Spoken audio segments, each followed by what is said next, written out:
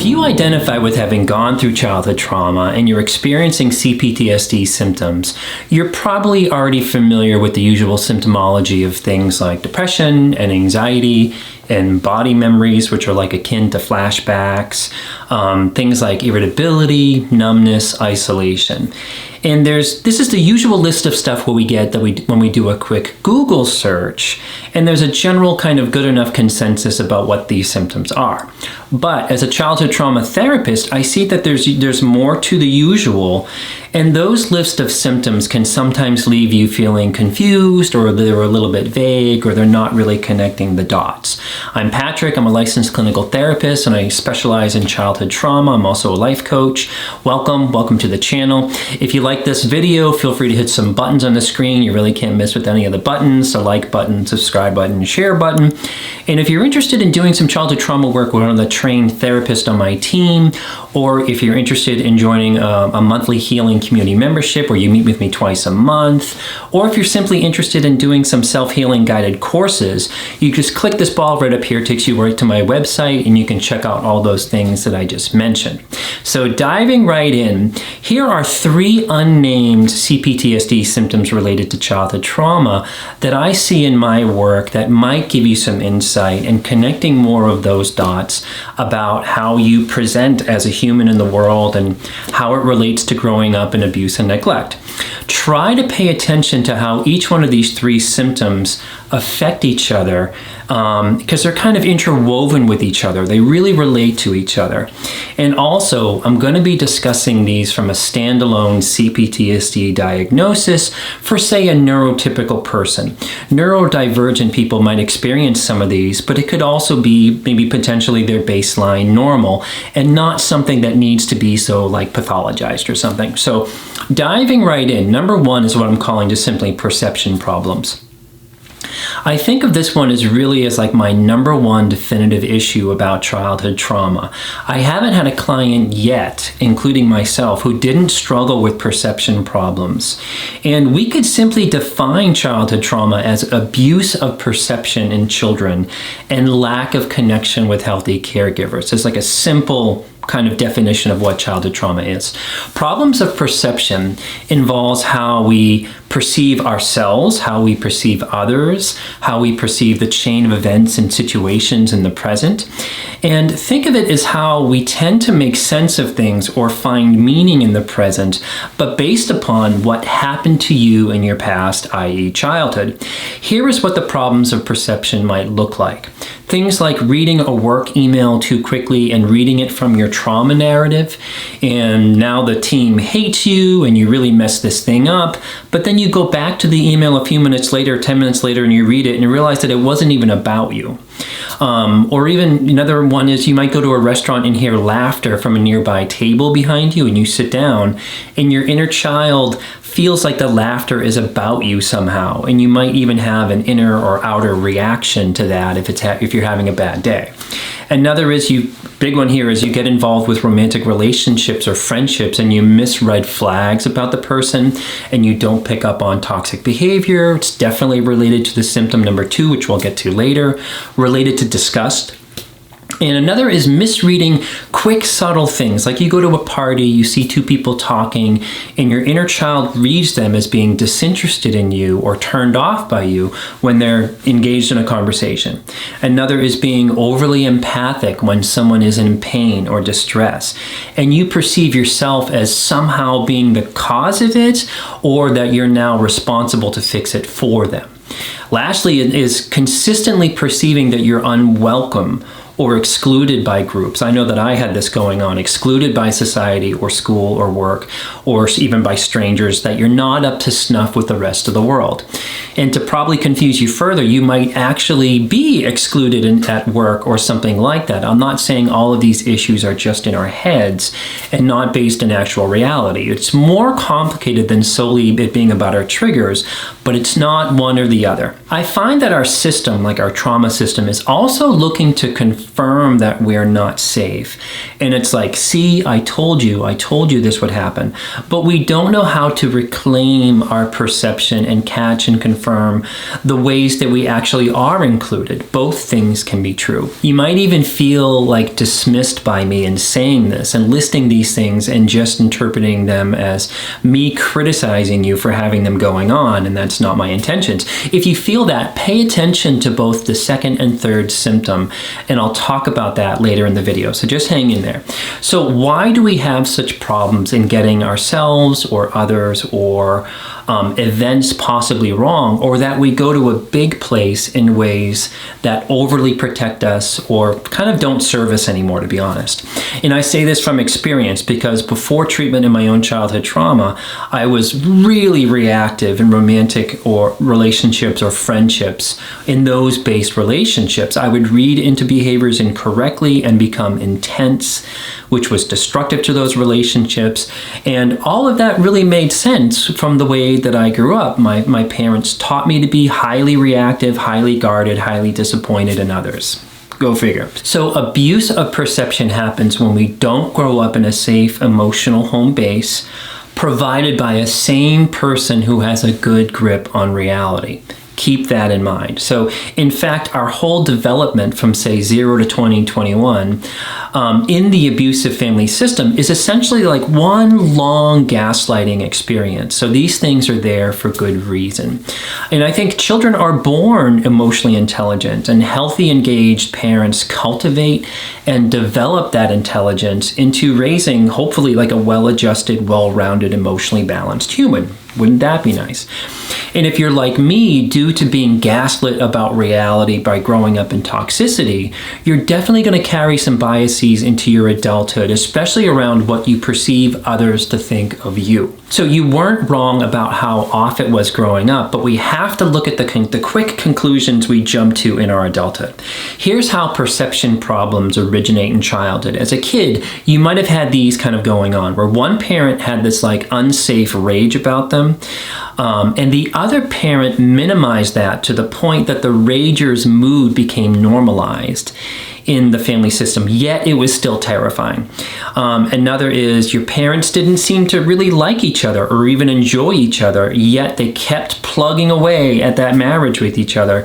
And raise your hand out there if you thought that a divorce might free them from that misery, as well as free the family from that kind of misery. Another is if you were specifically told that you weren't a kind or thoughtful enough kid about your parents' emotions when you were just a kid, expecting adult like consideration from you, but you're 5.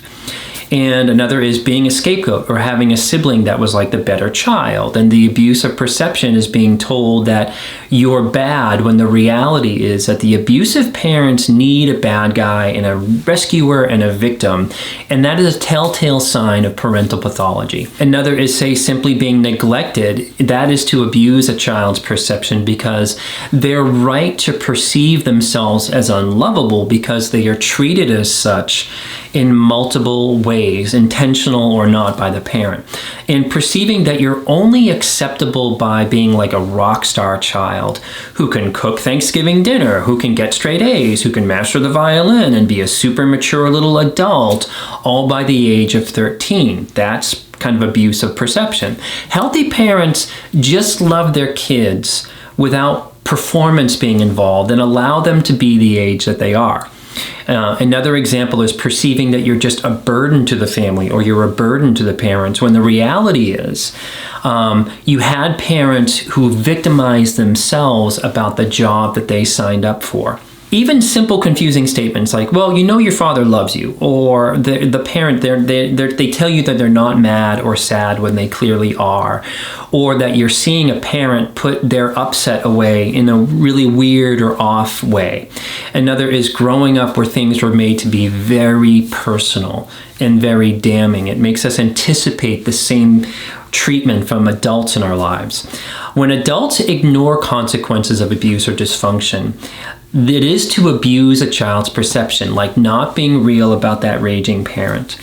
And I've had many clients who were sexually assaulted in their early or middle school or high school years, to which they're blamed by parents for those events instead of helped. Another example of abusive perception. Why these things stick with us is because as kids, and the kicker here is I really want you to take this in, as children, we had to accept whatever the abusive parent's interpretation of reality was.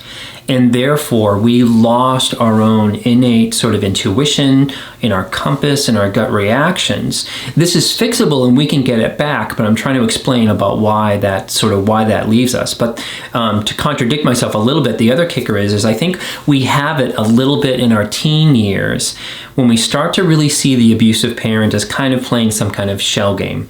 But again, unless we're getting help around it, we lose our trust in our compass, in our tuition. Here's a hard example, a hard story here. I remember calling the police on my father because he was a physically and emotionally abusive parent. And I think I was around the age of 13. And when the cop came to the door, that cop simply sided with my father and even joined in on shaming me for making the call. And the cop was just annoyed that his time was wasted. No child or protective service paperwork, no real effort in reading the situation. The condition of the house could have told him something. He couldn't give any more 0 Fs about what was going on with this. Kids gradually accept that they have zero power in making their situation better and zero faith in the adults helping.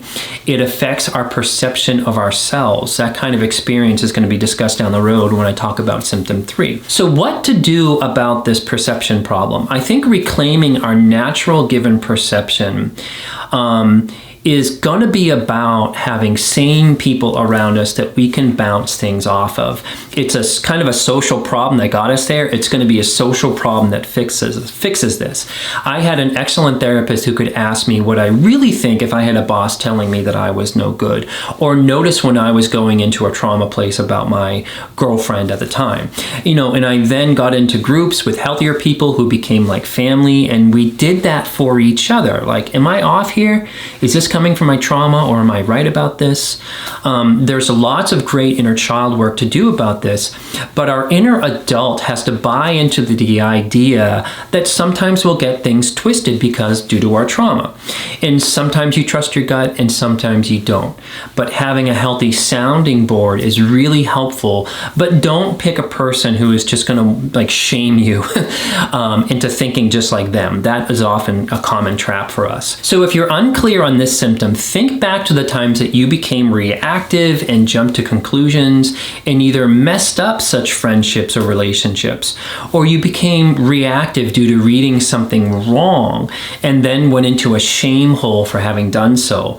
There tends to be a cycle with this stuff, with our shame and our trauma perceptions, that isn't good for us. So the second unnamed symptom I'd like to talk about is directly related to the first, and it's about basic innate human emotions. I'm calling this symptom a compromised emotional imbalance. Depending on the source that you choose, there are a range of, say, 6 to 10 basic human emotions that we're all born with. And you can look up Paul Ekman, who identified 6 basic emotions as anger, disgust, fear, happiness, sadness, and surprise. You could also look up Paul Plutchik, who came up with 4 pairs in a similar way of polar opposites: joy to sadness, anger to fear, trust to distrust, surprise to anticipation. I like the following 8. Anger, things like fury, outrage, wrath. Sadness, things like grief, sorrow, gloom, melancholy. Fear, things like anxiety, apprehension, nervousness. Joy, things like enjoyment, happiness, relief. Interest, things like acceptance, friendliness, and trust. Surprise, things like shock, astonishment, and amazement. Disgust, aka dismell, that I'll discuss later. Things like disappointment and judgmental feelings. And the last one, shame, things like guilt, embarrassment, chagrin, remorse. Another good resource that I love is the book Homecoming by John Bradshaw. I like his take on these, and he discusses these primary innate human emotions around page 68. If you're familiar with a feeling wheel, you'll see some version of these basic emotions at the center of the wheel, and then they fan out into more defined and nuanced nameable feelings. So now let's connect those innate feelings to trauma. In a similar video I did a while back on 6 unknown childhood trauma triggers, in one of those triggers, which was having someone be mad at you, I discussed in a hypothetical, I said something like, some children are raged at to the point that they might leave their bodies, or that they leave their bodies. And many of you took interest in that. Something in that statement resonated with a lot of you, and it's relevant to this emotional imbalance symptom. Say a 7-year-old is raged at by an abusive parent, like a dysregulated adult, and that child will most likely go into the freeze response. Emotionally dysregulated adults are beyond what a child's nervous system can handle, like much less an adult too. So freezing is not just waiting for the storm to pass. It's not that just that experience. It's also a strategy of repressing or burying emotions such as shame or fear or anger, and then waiting for the storm to pass. I'm not saying it's like in a sequence, it all happens at once. Holding our breath, wanting to not exist, surfing huge feelings that we're trying to ignore in this kind of moment of being raged at. When a child does this, as a side note, our childhood trauma survivors, we all have our own version of these responses where we sever the innate basic emotions for now and we dissociate. The other 4 strategies like fight, flight, cry for help, submit, which is really fawning, also bury these innate basic human emotions. This may already have been a pattern since the person's early toddlerhood if the adults are dysregulated and unsafe. You might also hear from me saying something like we're in our heads and we leave our bodies. Being in a childhood trauma strategy, fight, flight, freeze, all that stuff, is to be in our heads and leaving the emotional body where we're integrated in these basic emotions. So what does being in our head look like? Navigating people, fights in our head, ruminating, thinking about an emotional problem because we're unable to feel the emotion, analysis paralysis, replaying things, also related to the third symptom coming up. A telltale sign that you're in your head is if you go into a black and white thinking place, like wait, I thought you said my perception is off, but if I let my guard down, a narcissist is going to just come into my life again and wreck it. I hear that kind of thinking a lot, tells me they're in their head. And during development of, say, the 20-year span of a human development, with unsafe caregivers, repressing and omitting feelings is kind of part of the game. They don't fully go away. We're just disconnected from them, and then it becomes habituated to not having those emotions serve us in a natural biological way. So the 7-year-old has to displace and disconnect from some emotions such as fear, anger, surprise, shame, disgust. But, in a big but here, the kicker is once we disconnect from one of our innate emotions, the others get compromised. That's what I mean about that word, compromise. We throw the baby out with the bathwater when we disconnect with any of the innate emotions, and all become askew.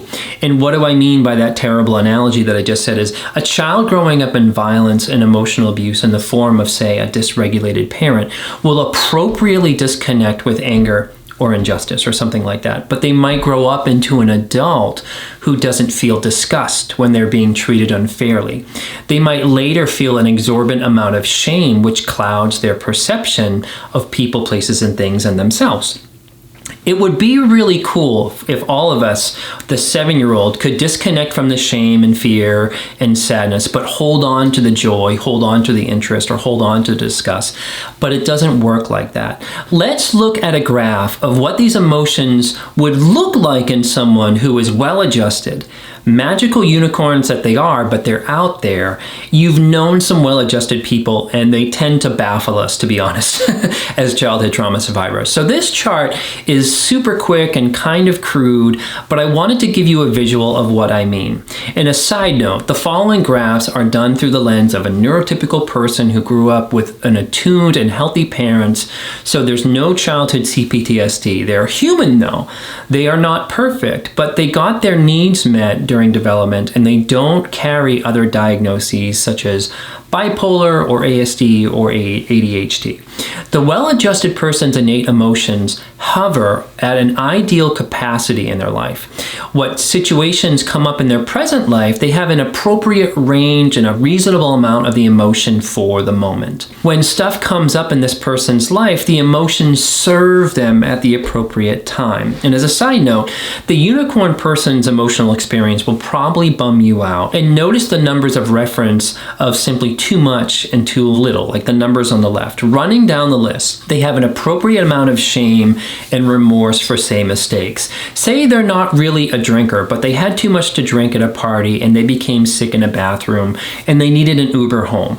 They wake up with regret and an appropriate embarrassment, but they don't want to die from the shame or die from the self-disgust.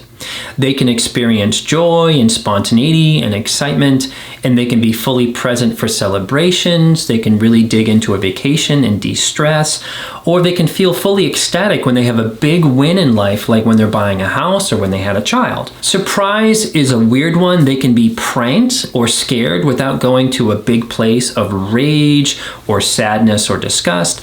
They kind of might be pissed, but they can quickly find the humor in what just happened. Sadness, they can go through a breakup without becoming suicidal. They can be emotionally present for, say, a passing of a pet without totally shutting down or totally becoming dysregulated. I mean, it affects them, but not to the point that it affects their functioning.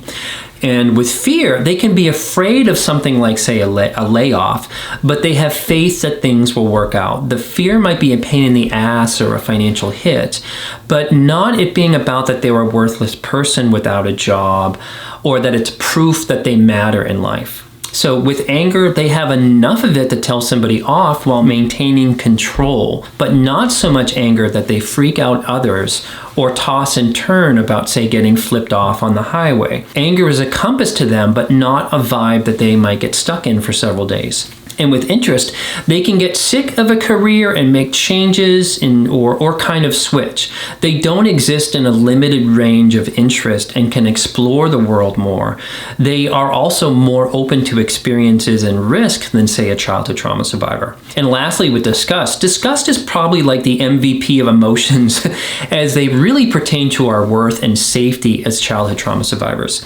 The well-adjusted person can, not only perceive and catch, but they can be turned off by red flags with someone they're dating. They're disgusted with how a date might treat the waiter or really turned off by someone's inauthenticity. But they don't get down on themselves if they are judgmental about that poor behavior, which is actually a function of shame.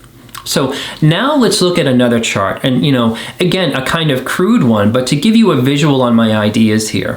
Here is an adult with CPTSD. Again, let's just call it a neurotypical client with CPTSD without any comorbid other kind of diagnoses. Notice the numbers on the left marking more and more of a deviation from the ideal capacity that we saw in the prior chart. There are 4 emotions here that are kind of off the chart in excess. Also notice the word hyper, meaning an excess of emotion, and hypo, which is really having a deficit emotion in this case. Funny story here, when I worked in an inpatient locked acute psychiatry, like inpatient hospital, a psychiatrist that I had like a love-hate relationship said jokingly, well, Patrick, you're not hypo anything. Meaning that, and this was very true of me back then, it's like working there, that I was super intense and super reacted. And it was just kind of a funny way for him to tell me that I had zero chill, and he wasn't wrong. Folks who are in a hypo sort of state, they have too much chill. So the chart here reflects an individual with an abundance of shame, surprise, sadness, and fear, and a deficit, that hypo meaning of buried emotions of joy, anger, interest, and disgust. And those are opaque because they're actually almost intangible to the survivor. Coming back to that 7-year-old who was raged at, and the biological survival strategy of going into their head or the freeze response to wait for the storm to pass with the unsafe adult, affects all of these emotions which are thrown into an imbalance. And this occurs over time during our development through the abuse. Say the child then goes into their room and starts to hate themselves for causing the upset in the rageful parent, leading to an abundance of the shame feeling. That's actually the biggest takeaway here. And then they become so consumed with not making the same mistake again that they become preoccupied with abundance of the fear emotion, along with the sadness emotion of believing that they are an unlovable kid who caused all of that adult burden and upset, and also the sadness of an abundance of being overly surprised or keyed up now around that dysregulated parent's mood. And you can see kids who have intense anxiety over basic mistakes as maybe something is going on for them at home where their reactivity or their surprise emotion is too high. It's not always childhood trauma, but it's a sign that something might be up for that child. So an excess or hyper amount of shame, surprise, sadness, and fear, and almost like a teeter-totter of the scale on the other end of the hypo-emotional state is buried joy, because joy is not safe because it might upset the miserable parent if you're happy. Anger is gone because it's also not safe or even thought of with a dysregulated parent because the child is getting no mirroring or reality testing from a healthy parent or an adult who would say, you know what, your mom was really off there and not good to you. It's also, to be angry at a dysregulated adult is just not physically safe. Interest gets muted as things like wanting to go to the museum as a kid or a field trip or making a mess by painting or having a friend over. It might set the parent off again, so being interested in things becomes potentially dangerous or could affect your environment. And disgust is gone because, again, no one is helping the child with the reality that it's the parent who is off, not the child. And as a side note, for those who tend to leave these annoying comments, are children perfect angels? No. Is parenting sometimes a pain in the ass? Sure is. Does having a parent with inconsistent mood or greatly dysregulated mood who shames children for just being children, does that cause problems in both perception and emotional balance later in life? Yes. So what might someone struggle with in their adulthood with a compromised emotional balance presentation like the one in this graph? This graph is really similar to how I presented as before treatment on my childhood trauma. I was marinated in shame. I apologized for everything. I felt guilty for existing. I felt like I caused the feelings in others and that I was an awful person for not fixing those feelings in others. Mistakes really haunted me. Repressed joy and spontaneity is actually what got me into therapy, as a girlfriend at the time noticed my apathy or like my numbness when something really good happened in my life. That was like a painful but still a gift for her to express that to me or point that out to me at the time. You'll relate to the repressed joy thing if you don't feel much when good things happen, like a graduation or you receive a gift or something worked out in your favor, and inside you kind of have this like meh, quickly move on kind of reaction. And you might be hiding that because you know it's an odd response to a good thing.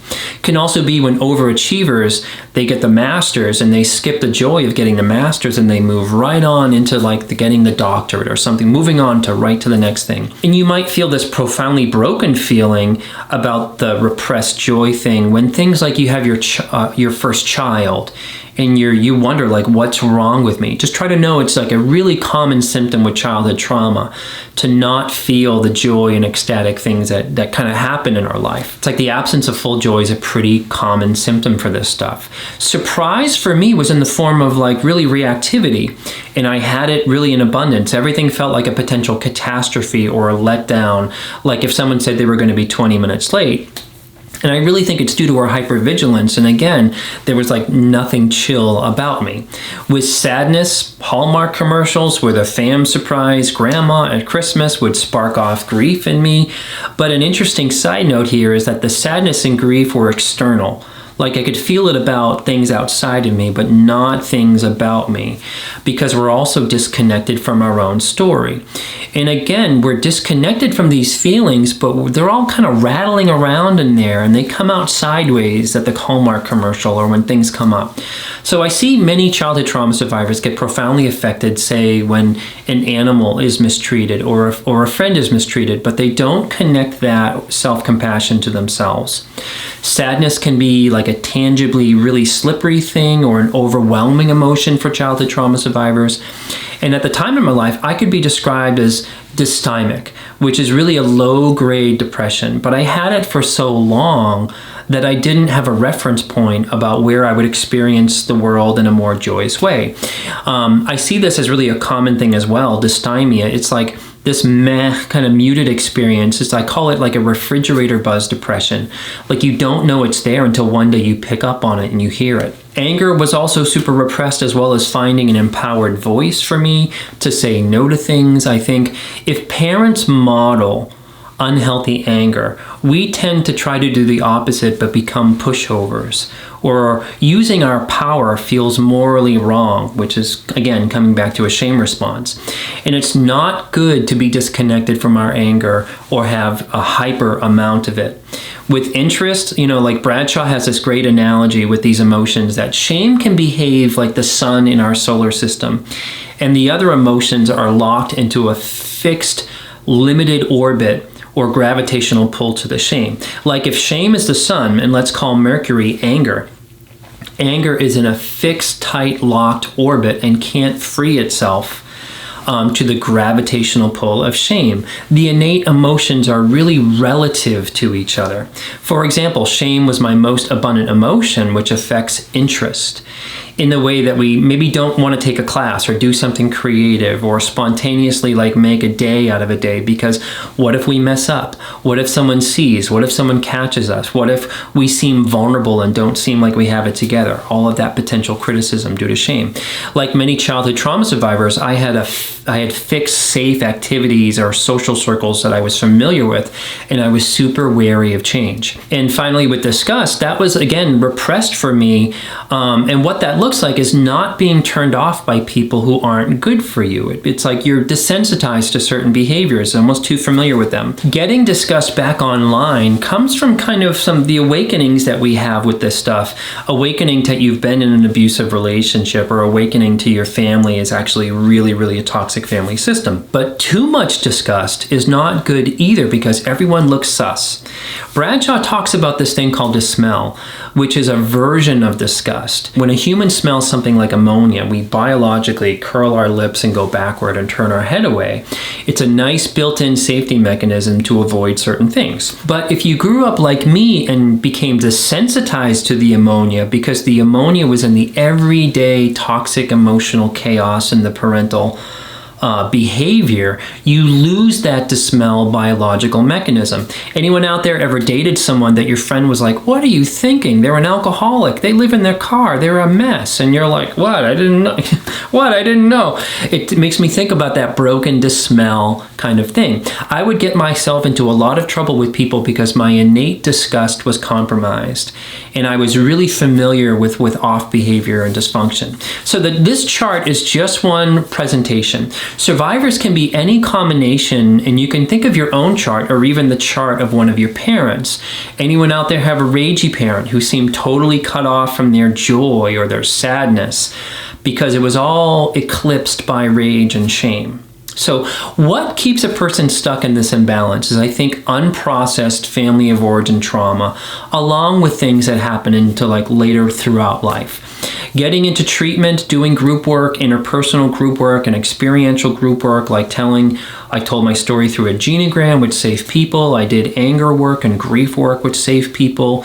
And that gradually brought me back into balance emotionally. It took a long time. We have these compromised emotions because we have business to finish with our family system. Our abuse in our family isn't done yet, and we emotionally need our day in court about it. I don't think one can really do a quick hack or a journal entry entry to fix these imbalances. I recommend things like somatic therapy, EMDR, grief work, or group work aimed at childhood trauma work, and it's heavy lifting for a heavy problem. So I just want to be clear about that. There's really no quick fix out of this thing. It's just took me quite a long time.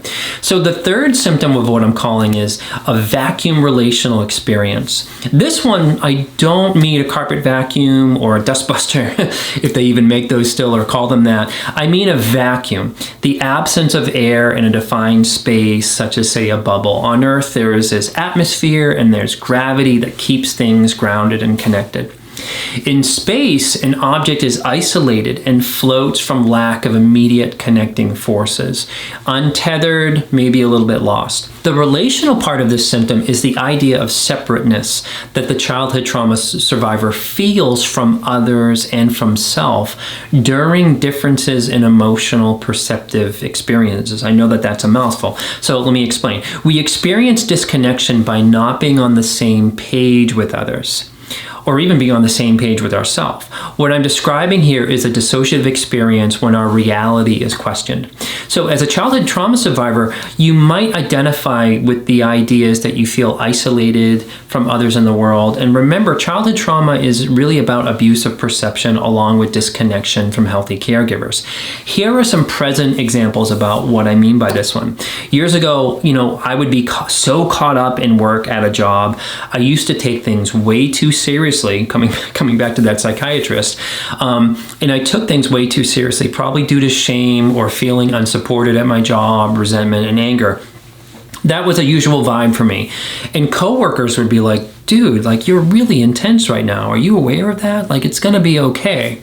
And I'd go into this weird dissociative vacuum because I wasn't connected to my own intensity or the upset because it was showing up in my emotional outward affect, but not on the inside. Affect is how people read us.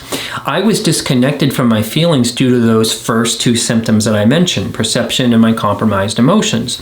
I was perceiving work in an overly intense and unnecessary way, to be honest. And I was just caught up in the task in my head, but probably in some kind of emergency due to my trauma narrative, but disconnected from those emotions. It's a little bit tricky to articulate. Have you ever been told that you're way too serious or too intense, yet in your mind, you're just getting through your day or getting through the holidays or whatever, and it's like brand news to you? Have you ever been told the opposite, where you're so calm and you're so chill, but you're literally on fire on the inside? That's what I mean by that. I was untethered from myself and also how people experienced me. It's triggering to hear that you're coming across as intense or that you're chill when you're not on the inside. You might even have been like me at the time, defensively thinking, intense? Mofo, you haven't seen intense yet. I'm on 3. You want to see me on 10? As a side note, this vacuum thing can also happen if someone is being manipulative. I was being intense, but you could also have the same vacuum response when someone tries to tell you you're sketch when you're not. Am I sketch? Did I embezzle all that money? I don't think I did. We're not trusting our reality. Especially when someone's being manipulative. Another example that causes this relational vacuum is different takes on people. Let's just say when I waited tables, I often talk about that, there was a new restaurant manager, which would be the authoritative person that the servers would either feel supported by or they would become their arch nemesis. There wasn't a lot of in between in that kind of line of work. So let's say myself and another server started sharing our first impressions of this said new restaurant manager. If I perceived a new manager as, say, fake and a bully or dismissive or flat out lame, I used to pretty much have a very negative experience of people who were new to me or people who were in authority. Let's just say that the other server found them to be funny and easy and just a lovely person. I would then experience that untethered feeling again, and I would get triggered by that different experience that the other server had. And I was now without the gravity and connection to the server as well as connection to the correct perception of the manager. We weren't on the same page now all of a sudden, so I thought. And that same was true in the inverse. Sometimes that I would be friendly with the server or a line cook that turned out to be a pretty kind of toxic character, and I would totally miss it.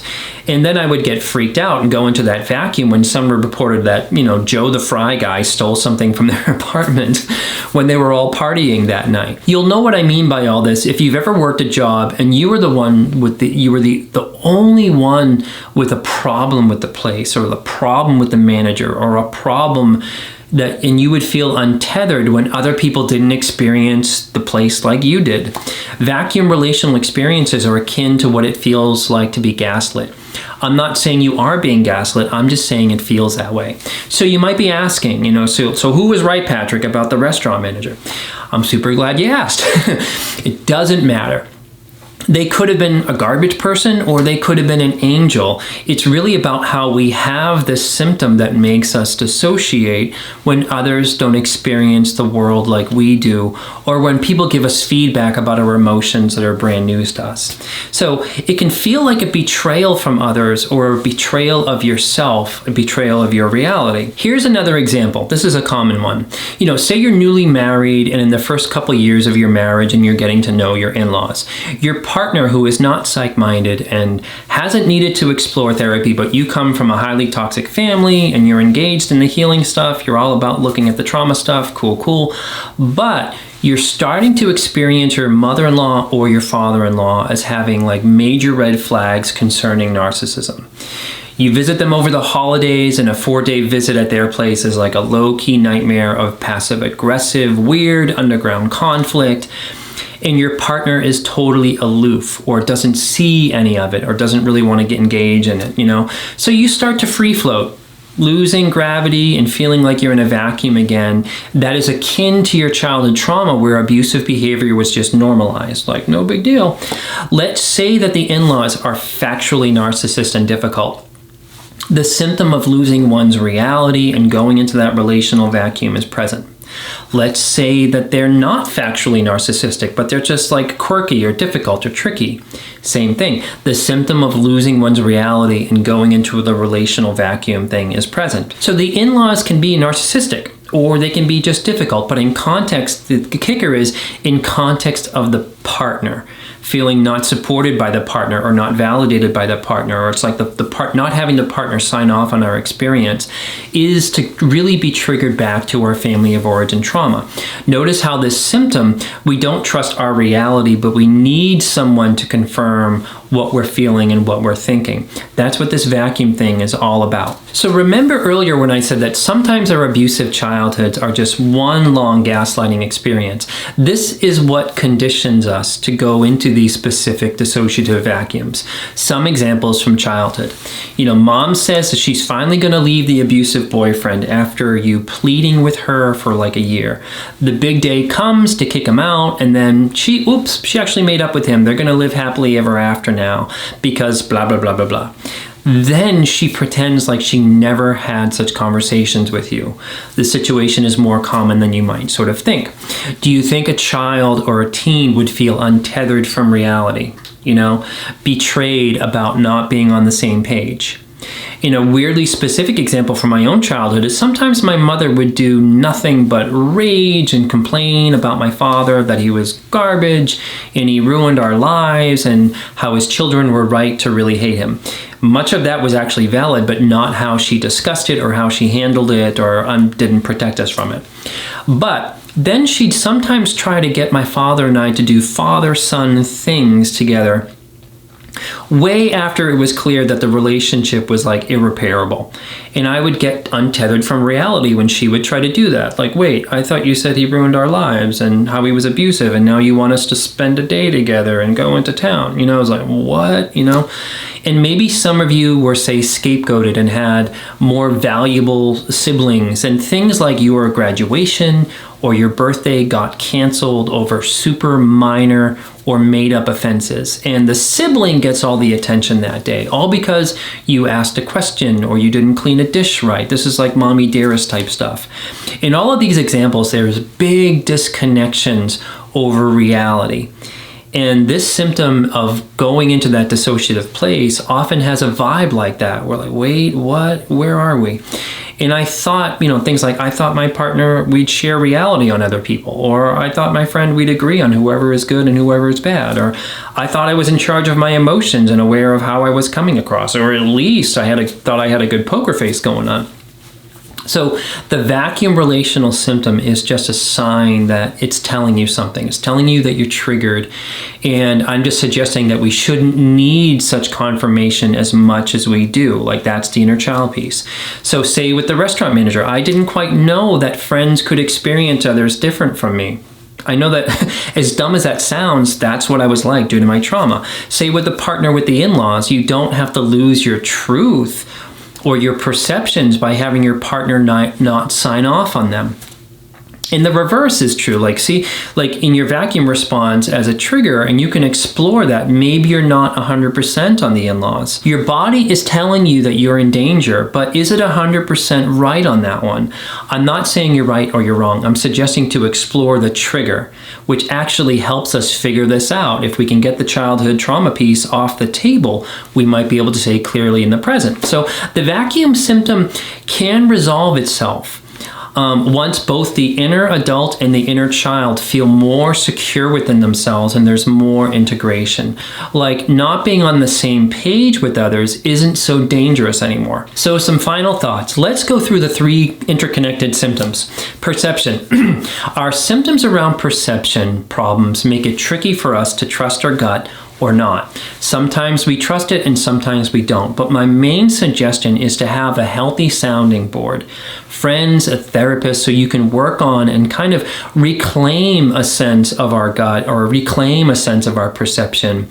And kind of fix the things that don't serve us anymore about perception. The second piece is compromised emotional imbalance, directly related to either being right or wrong, say about the in-laws. Due to your childhood trauma, you may have a hyper amount of fear or anger or shame or joy, disgust, or hyper amount of something, and a hypo amount of other things of, say, joy, interest, and surprise. So I'm not saying it's always going to come out that way. When we have compromised emotional imbalance, it's like that's a fuel that confirms our perceptions. Like, whether that's the in-laws or narcissists or the manager is a terrible person or you're a bad pet owner because you've been emotionally distant from your pet for a couple of days. That's what I mean. Like, these things affect each other. The third thing is the vacuum relational experiences.